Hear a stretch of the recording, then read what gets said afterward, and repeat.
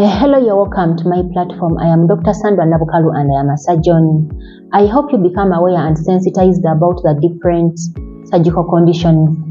Today's video is about the anomalies of the allantoic duct or the urachus.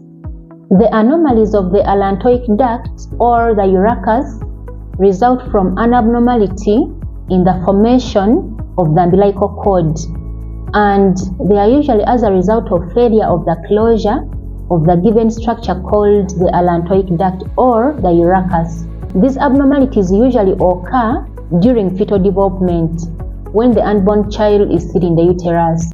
In order for us to understand what happens in this condition, we have to understand how the umbilical cord is formed.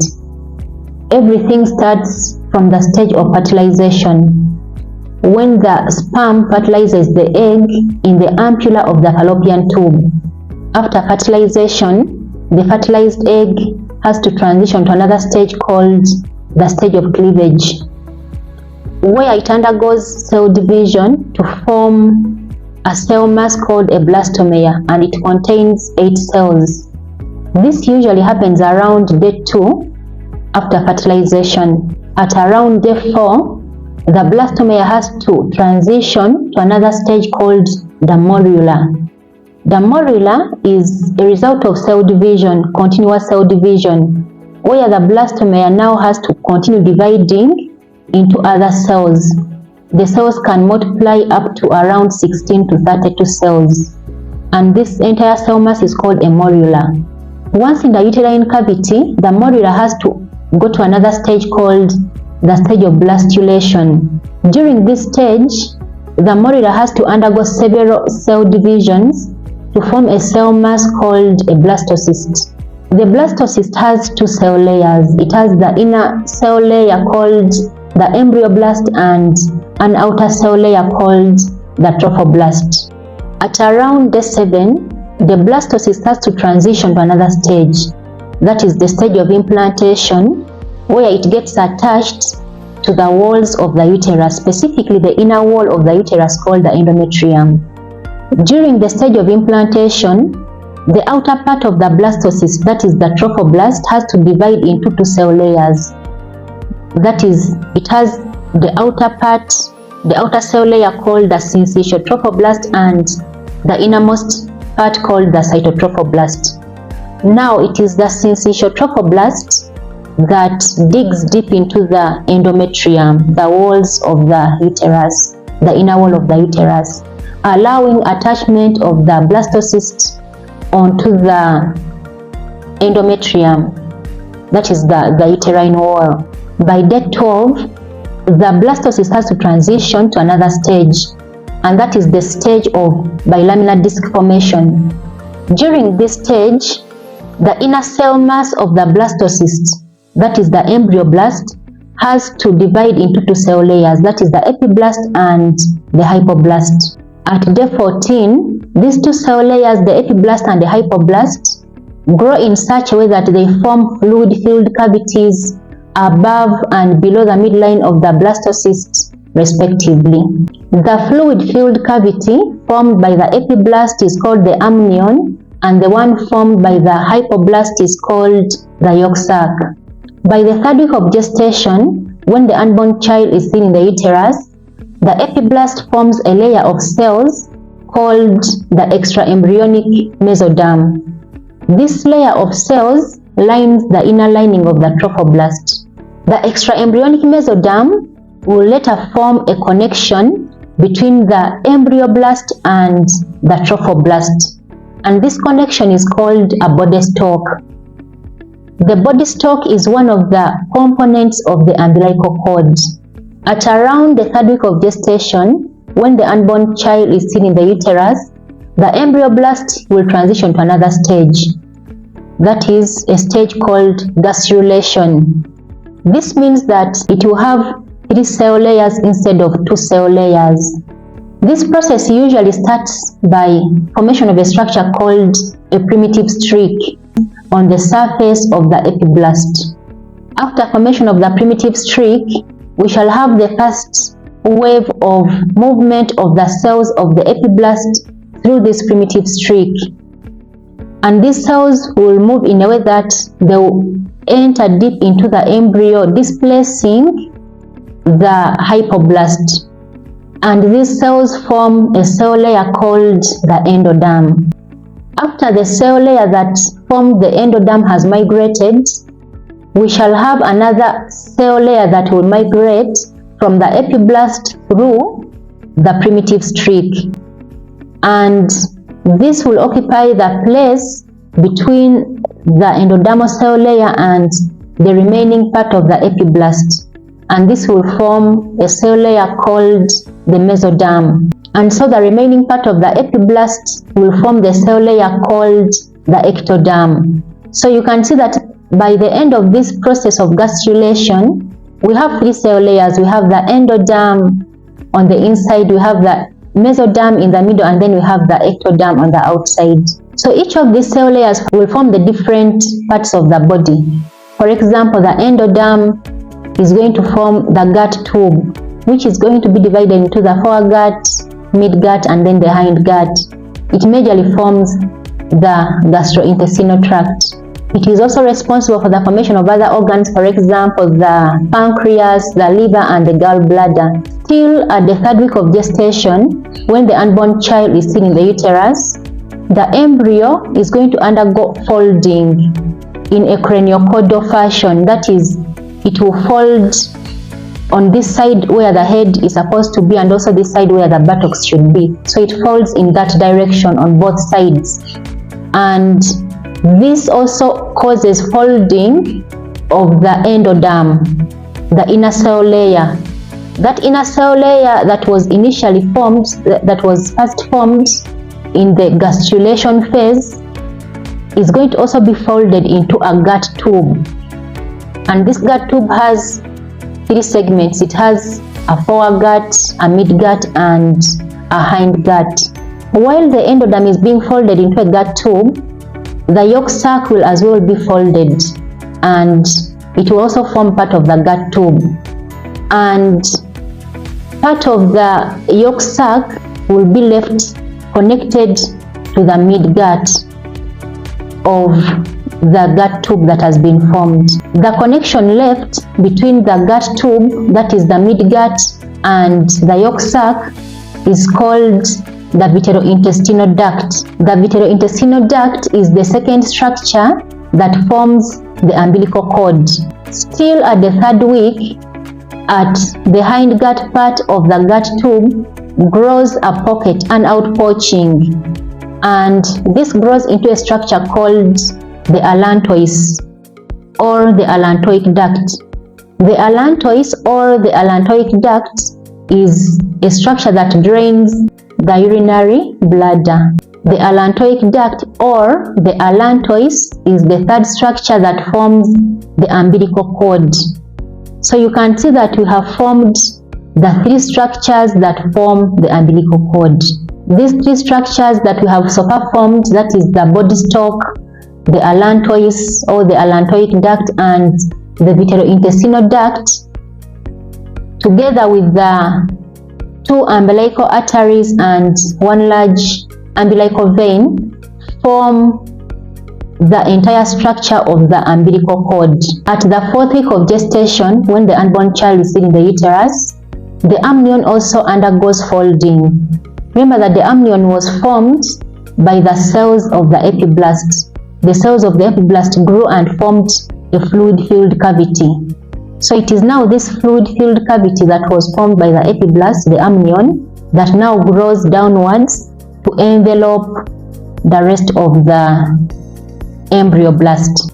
The folding of the amnion kind of brings all the structures of the umbilical cord together, and it also forms the outer lining that covers all the structures together, that is the body stalk, the allantois, the vitreointestinal duct.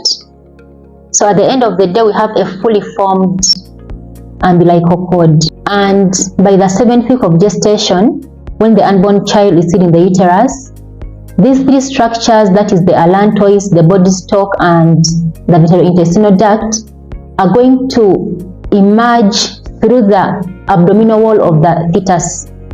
and they are going to emerge through a small opening called the umbilical ring as the structures composing the umbilical cord. The other structures that will also compose the umbilical cord will include one large umbilical vein and two umbilical arteries. At the end of week 7, there is a disappearance or a shrinkage of the vitreointestinal duct and the yolk sac. Failure of the closure or the shrinkage or the disappearance of the vitreointestinal duct or the yolk sac can result into certain conditions. For example, the congenital intestinal fistulas, the umbilical adenomas, the Merkel's diverticulum, the intra-abdominal cyst, and the congenital burns. At around the 8th week of gestation, when the unborn child is still in the uterus, the allantois or the allantoic duct is also meant to close up, disappear, and shrink. And this leaves behind a remnant called the urachus. If the closure does not happen, you can end up with a patent urachus, meaning it is going to be left open. And this can result into certain conditions. For example, the urachus, the urachus sinuses, the urachus cysts, and the urachus diverticulum. In a setting where the entire length of the allantois or the urachus never obliterated or never closed off, we shall end up with a connection between the umbilicus and the urinary bladder. And so this means that we shall have a tunnel connecting the umbilicus to the urinary bladder, a condition called a urachofistula. In a setting where the allantois or the urachus never obliterated or never closed off closer to the umbilicus, we shall end up with a small opening discharging mucus, a condition called a urachosinus. In a setting where the portion of the allantois closer to the umbilicus and that closer to the urinary bladder were obliterated, were closed off, but the intervening portion was left open, we shall end up with a small mass that is containing fluid, a condition called a urachocyst. In a setting where the portion of the allantois or the urachus closer to the urinary bladder was left open, we shall end up with a small pocket and outpouching, a condition called a urachodiverticulum. The anomalies of the allantoic duct generally present as a discharge from the umbilicus. This can be mucus or urine, especially for the urachofistulas and the urachosinuses.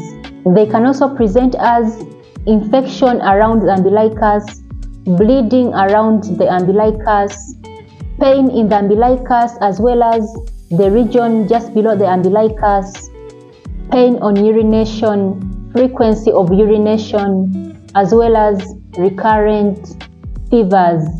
There can also be swelling of the umbilical region, especially in a setting of the urachocysts. There is something I want to emphasize about the anomalies of the allantoic duct or the urachus. These anomalies are predisposed to transformation into cancer as well as infection by tuberculosis. So it is very, very important that when you see the signs and symptoms that I've just detailed, that you bring the patients to the hospital for subsequent assessment, investigations, and a definitive surgical intervention.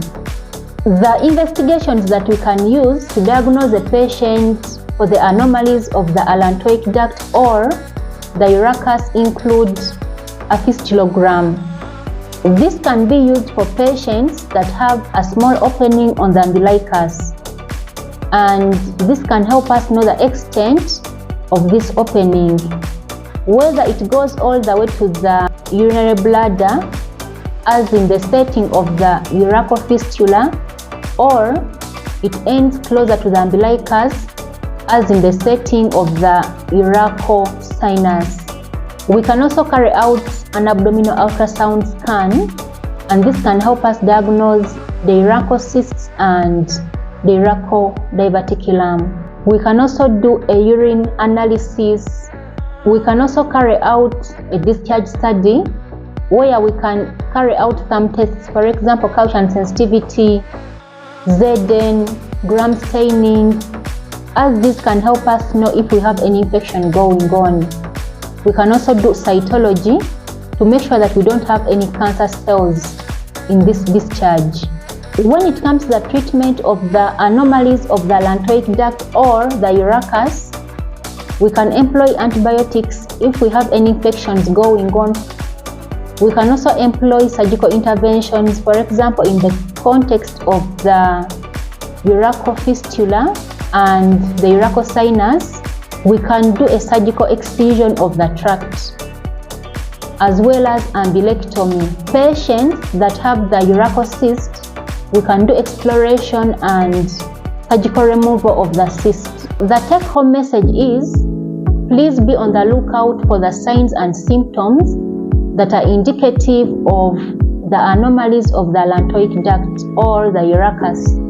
And these include a discharge from the umbilicus, bleeding from the umbilicus, pain in the umbilicus as well as below the umbilicus, features of recurrent urinary tract infections, for example, pain on passing urine, foul-smelling urine, as well as frequency of urination, as this might point to a possibility of the anomalies of the allantoic duct or the urachus. If you see these signs and symptoms that I've just detailed, please bring the patient to the hospital such that they can get assessed and investigated, such that a surgery can be done. Also remember that the anomalies of the allantoic duct or the urachus are prone to infection by tuberculosis as well as cancer transformation. Whenever you see any of the signs and symptoms that I've just detailed, please bring the patients to the hospital for assessment, investigations, and subsequent surgical interventions. Yes, that is what I had for you. Thank you so much for listening to me. Please share my videos and also subscribe. See you in my next video. Bye.